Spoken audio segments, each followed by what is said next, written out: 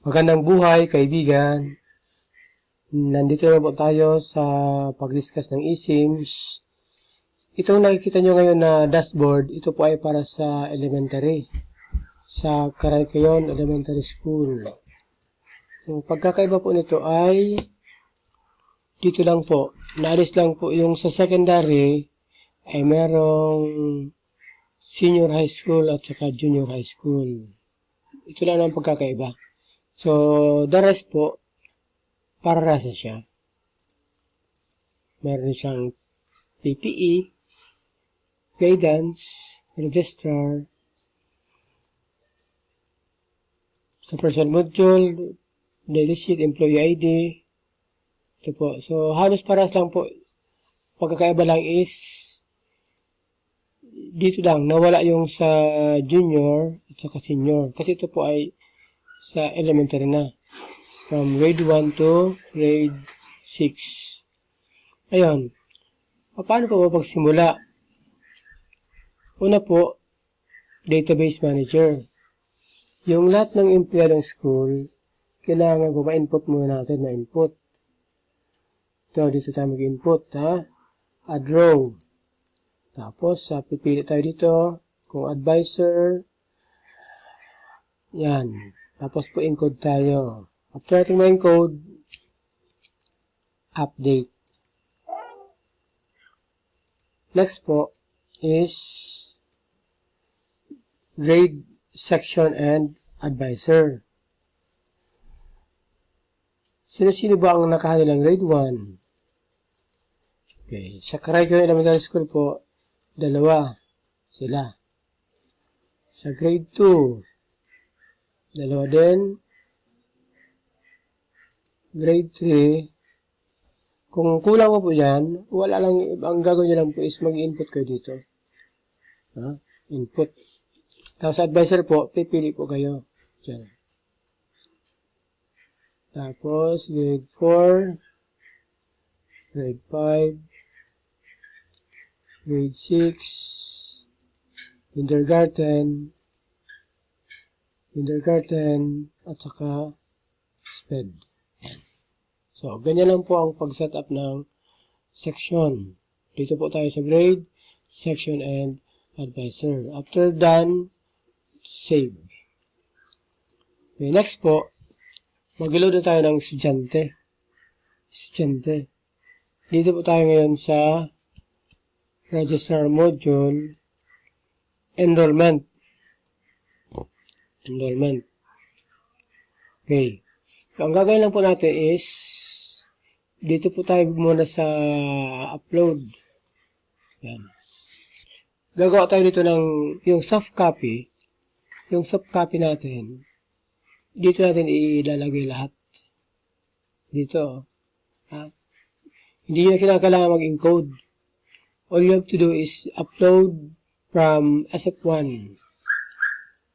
Tapos po, save, then close.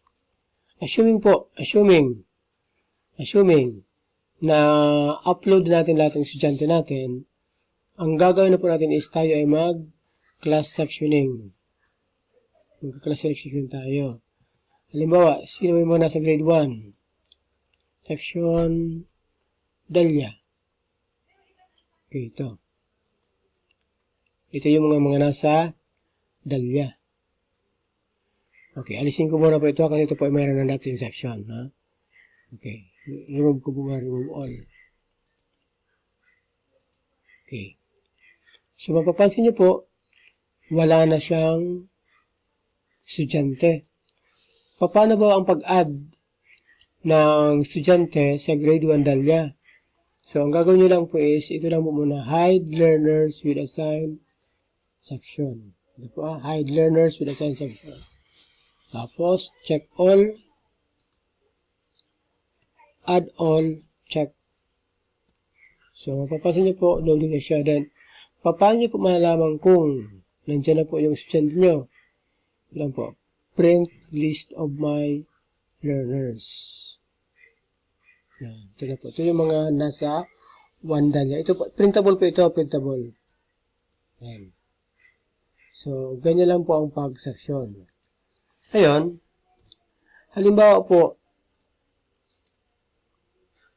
ang mga teacher ay bibigyan nyo na sila ng kanilang database. Paano nyo po magagawin? Dito na po tayo sa database, manager, create templates for individuals load. Halimbawa, sino ba ang gagawa natin ng database? Halimbawa, si Eddie Rodriguez. Ano ba ang subject na being handled ni Eddie? Ano, meron siyang grade 1, section 1, Daisy, add. Ano pa? Grade 3, Orchids, add. Grade 6, Saturn, add. Meron siyang kindergarten, Rose. Okay, assuming po ito po ang lahat na klase ni Sir Ed. Meron siyang 4 na klase. So, next po is start, create, file template. Then, yes.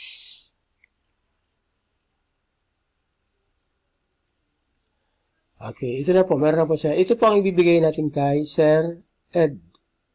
Ito po. Ito ang ibibigay natin kay Sir Ed. Itong template na to. Ito po. Ito ang kanyang ilo-load doon sa kanyang client. Standalone. Ito po. Paano po ba ang pag-load? Halimbawa, ito po Ito po. Okay. Copy ko naman siya. Copy to. Para madami siyang hanapin. Ito po siya i-kukuha sa D. Start copy. Okay. Close ko na po ito Close ko na siya. Then. Okay. Ito po ang program para sa client. eSIMs client standalone. Okay. So, hahanapin mo yung binigay ko kay Ed na database.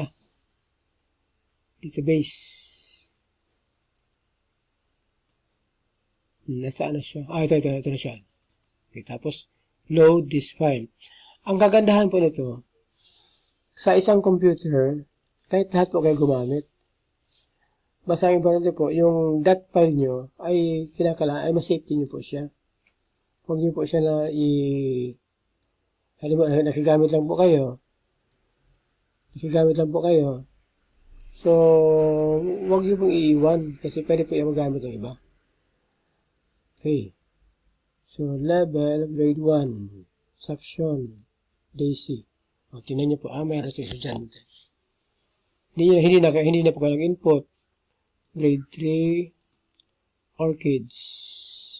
Yan. Grade 6, Saturn. Okay po. So, ganyan lang po ang kuha natin. Tapos, pwede ka na po magsimula. Halimbawa, quarter 1. Ano ba ang subject mo? Quarter 1. Filipino. Ayan. So, syempre, maglalagay ka na po ng marka. So, 10. 8.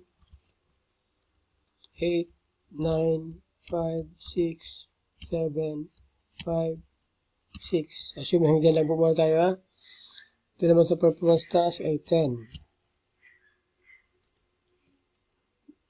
10. 9, 6, 5, 4, 3, 2, 1, 8, 9. Performance test 50. Siya ay naka 25, 45, 34, 46, 23, 45, 23, 43, at 42. Okay. Isa pa para balance. 9. Okay. Then save quarter 1. Ngayon po, pagsasubmit po sa server, ito lang po ang isasubmit natin sa server. Sa server, doon sa dati. Start, computer, nandito po sa drive C, ito po siya, client, ito po, backup, ito, edi, yan, ito lang po ang bibigay natin sa server. Okay? So, pwede pong plus drive or through network. Copy. Bubuksan mo po yung sa server data. Hahanapin mo yung inbox. Inbox, ito po siya. Okay? Tapos, paste. Yan. So, dalawa. Yan yung dalawa, di ba? Okay, close natin. Balik tayo dun sa server. Okay. Ngayon, yung nag-ooperate ng server, pag nakita niya na meron ng nag-upload,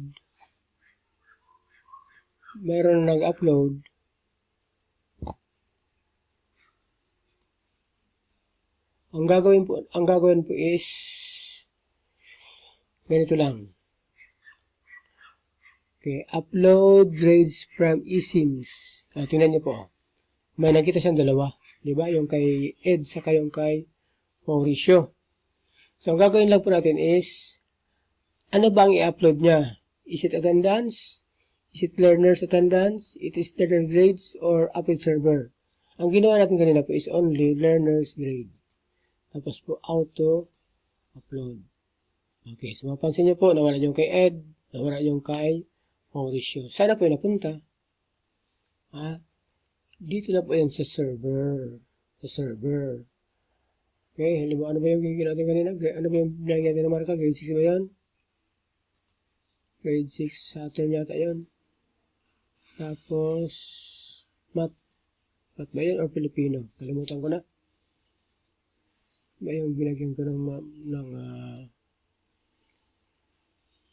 yan lang. At nakalimutan ko kung ano yung okay, babalikan ko muna yung so dito na siya. Kalimutan ko lang yung kung ano yung subject na linagyan ko ng marka kanina. Okay, for the meantime, kasi medyo napahaba na akong video, mamaya babalikan ko po ito. So, for the meantime, bye-bye po muna. Salamat. Huwag niyong kalimutan. Please like my video. Thank you.